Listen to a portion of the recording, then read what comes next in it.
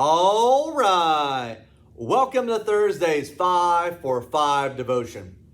In Titus chapter 2, verse 7, Paul writes, "Show yourselves in all respects to be models of good works, and in your teaching show integrity, dignity, and sound speech." And he would continue in verse 8 to say the reason for this is so that no one can condemn you, so no one can bring up evil charges against you. Now, your integrity, that's who you are when no one is looking.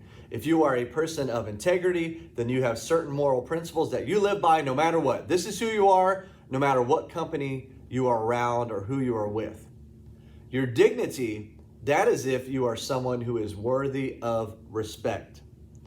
Now, the other day, I was at a gas station and I ran in to buy a soda. While I was in there, I saw a candy bar that I wanted.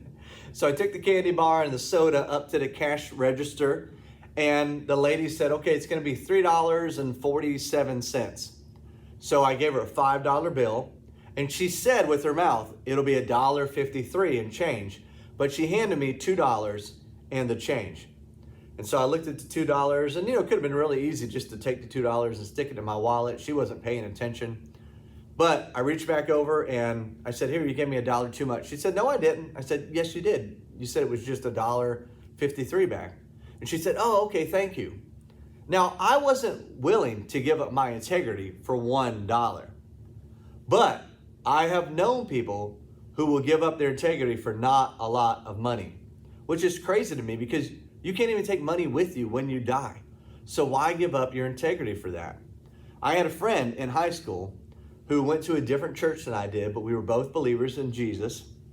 And he had some Sunday school teachers who ran a coffee shop, and they offered him a job. When he went there for his first day on the job, they taught him how to run the register. They told him, they said, look, if you can do the math in your head and you know how to add on taxes without having to type it into the register, do that and just put the money into the register. And he said, why don't you want me to type it in every time? Well, if you type it in every time, then we have a receipt of everything and we have to pay taxes on that. The government gets so much of our money, we don't want to send any more money to them than we have to. Now, my buddy knew this was wrong, and he came to me with this problem. Like, what do I do? These are my Sunday school teachers. They're twice my age. And I have to go to them and say, what you're doing is wrong? These were supposed to be people who modeled good works, people of integrity, people of dignity, and they lost all of that. Why? Just because they didn't want to pay some taxes. And you know what? It's not just what we act like or what we do behind the scenes sometimes. It's also our speech.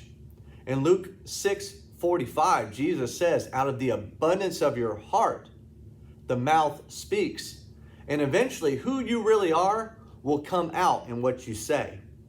A lot of times it comes out behind closed doors when you're at home. In fact, I tell our kids in Kid Life, hey, look, if you can live for Jesus in your home with your brothers and your sisters and your mom and your dad, you can live for Jesus anywhere. Because when we're at home, that's kind of when we let loose and people see who we really, really are. But you know what?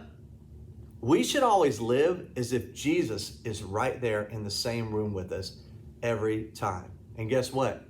He is.